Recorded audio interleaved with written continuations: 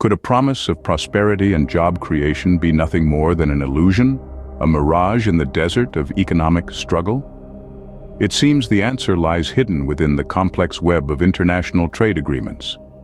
Imagine the United States in the 1970s. Picture a vibrant, bustling industrial sector where high-paying jobs were plentiful and the middle class thrived.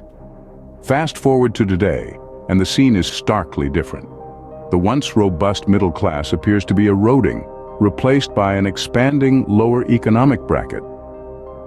In the midst of these changes, one might ask, what happened?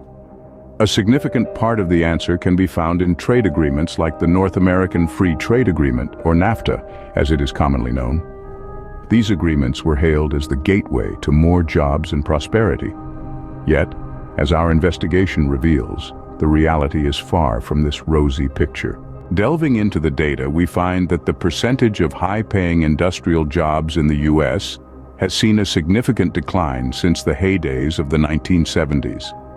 In stark contrast, the wealth of the top 5% of U.S. citizens has soared.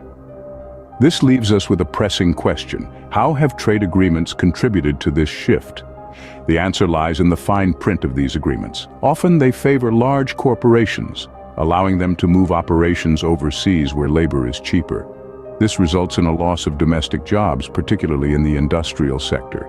Simultaneously, these corporations reap substantial profits, further widening the wealth gap. In essence, trade agreements like NAFTA have created a system where wealth is increasingly concentrated in the hands of the few. So the promise of job creation and prosperity for all appears to be a far cry from the reality. Instead, these agreements have fostered an environment where only a small fraction of the population benefits, while the majority are left grappling with the fallout. In conclusion, the investigation uncovers a stark truth. Trade agreements, once hailed as the savior of our economy, have inadvertently led to a decrease in high-paying industrial jobs and an erosion of the middle class.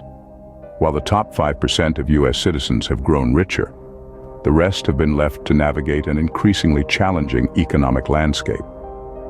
This is the harsh reality of our present economic system, a system shaped in part by the trade agreements we once believed would usher in an era of prosperity and job creation. The question now is, where do we go from here? Can the tide be turned? Or are we destined to live in a world where the rich get richer and the rest are left to pick up the pieces? Only time will tell.